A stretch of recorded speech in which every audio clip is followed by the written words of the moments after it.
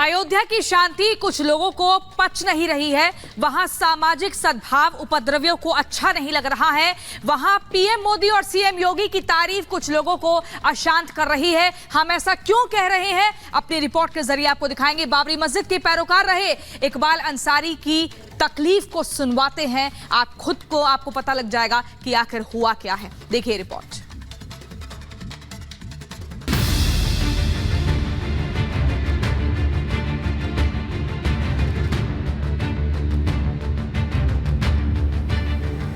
प्रधानमंत्री नरेंद्र मोदी पर फूल बरसाने वाले ये हैं अयोध्या के इकबाल अंसारी।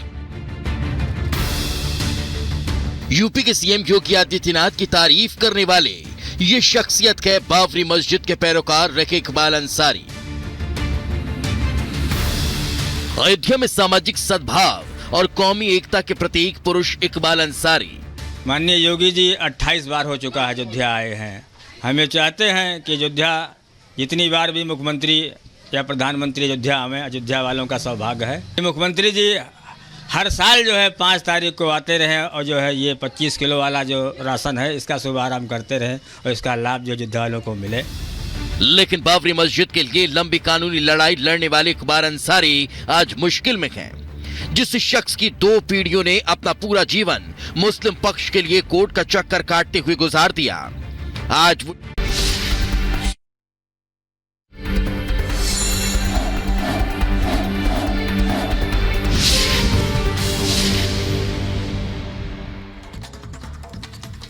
और इस वक्त तस्वीरें आपके टेलीविजन स्क्रीन पर हैं। प्रधानमंत्री नरेंद्र मोदी सहारनपुर चुनावी रैली को संबोधित करने के लिए पहुंचे हुए हैं। साथ में मंच पर उत्तर प्रदेश के मुख्यमंत्री योगी आदित्यनाथ आपको नजर आ रहे हैं।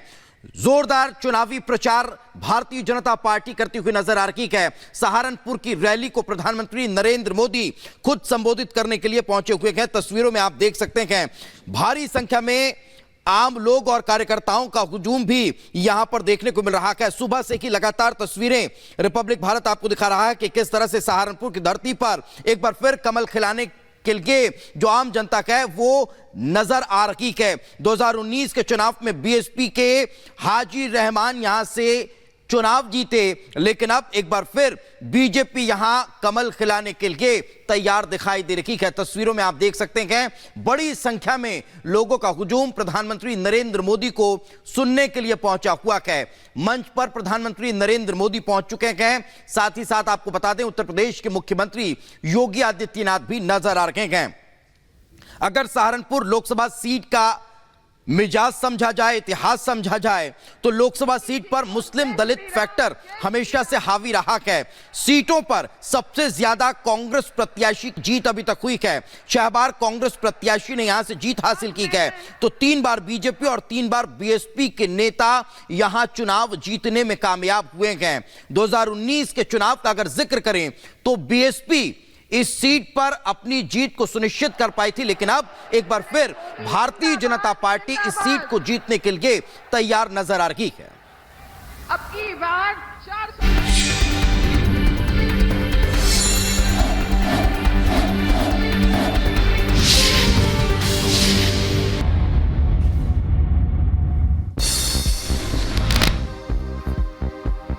प्रधानमंत्री नरेंद्र मोदी ने भी बीजेपी के स्थापना दिवस की बधाई दी और लिखा, सभी पार्टी कार्यकर्ताओं को बधाई, सभी महापुरुषों को बलिदान नमन। बीजेपी देश की पसंदीदा पार्टी है। बीजेपी के राष्ट्रीय अध्यक्ष जेपी नड्डा ने बीजेपी मुख्यालय में झंडा फहराया। बीजेपी स्थापना दिवस के मौके पर कार्यकर्ताओं को बधाई दी। बीजेपी के स्थापना दिवस पर बोले जेपी नड्डा, कहा बीजेपी आज दुनिया की सबसे बड़ी पार्टी। बीजेपी सबका साथ सबका विकास प्रयास को लेकर आगे चलती है। प्रधानमंत्री मोदी जी के नेतृत्व में भारतीय जनता पार्टी दुनिया की सबसे बड़ी पार्टी बनी है। भारतीय जनता पार्टी अकेली एक ऐसी पार्टी है राष्ट्रवाद के साथ सबका साथ सबका विकास सबका विश्वास सबका प्रयास इस मंत्र को लेकर के चले। बीजेपी के स्थापना दिवस पर बोले शिवराज सिंह चौहान, कहा पीएम मोदी के नेतृत्व में विकास का सूर्य देश में फैल रहा है प्रकाश। विकसित भारत के संकल्प के साथ बीजेपी बढ़ रही है आगे। मोदी जी के नेतृत्व में विकास का सूर्य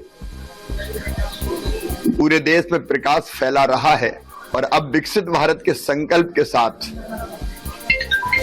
भारतीय जनता पार्टी लगातार आगे बढ़ रही है। तेलंगाना के हैदराबाद में बीजेपी अध्यक्ष जी किशन रेड्डी ने पार्टी कार्यालय पर फहराया झंडा। कार्यक्रम में कई बीजेपी नेता शामिल हुए। रिपब्लिक भारत से बोले केंद्रीय मंत्री गिरिराज सिंह, कहा सनातन विरोधियों से मेरा मुकाबला, ना मैं फायर और ना ही फायर ब्रांड, देश मोदी के नाम पर लड़ रहा चुनाव। गिरिराज सिंह का परिवारवादियों पर हमला, कहा लालू जो चाहेंगे वही पप्पू के साथ होगा। विपक्ष अपने बच्चों को सेट करने में लगा। आम आदमी पार्टी मंत्री आतिशी पर ईडी पर उन्होंने हमला किया है। 16 दिन में ईडी ने कितनी रेड डाली, ईडी को कितना मनी ट्रेल मिला है, इसका जवाब दें। आतिशी ने बीजेपी पर किया हमला और कहा बीजेपी पार्टी टिकट के लिए देती है पैसे। मंगुटा रेड्डी और उनके बेटे ने बीजेपी को पैसा दिया। लखनऊ में सपा दफ्तर के बाहर लगे मुख्तार अंसारी के पोस्टर हटाए गए। पोस्टर में लिखा था हम परिवार के साथ खड़े हैं। बाबरी मस्जिद के पूर्व पक्षकार इकबाल अंसारी के साथ हुई मारपीट। मोदी योगी की तारीफ करने को लेकर भीड़ ने पीटा। नोएडा पुलिस ने एल्विश यादव के खिलाफ दाखिल की चार्जशीट। स्नेक वेनम की पुष्टि वाली रिपोर्ट और 24 गवाहों के बयान भी चार्जशीट में दर्ज। मामले में 5 सपेरे और 8 लोग गिरफ्तार। बंगाल में पूर्वी मेदिनीपुर में एनआईए टीम पर हमला। हमले में एनआईए के 2 अफसर घायल हुए। भूपत नगर धमाके में एक आरोपी को पकड़ने गई थी टीम। एनआईए टीम पर पथराव और गाड़ियों में तोड़फोड़ की गई। दिल्ली में कई इलाकों में चाइल्ड ट्रैफिकिंग को लेकर सीबीआई की छापेमारी। रेड के दौरान 2 नवजात का रेस्क्यू, महिला समेत कई लोगों को हिरासत में लिया।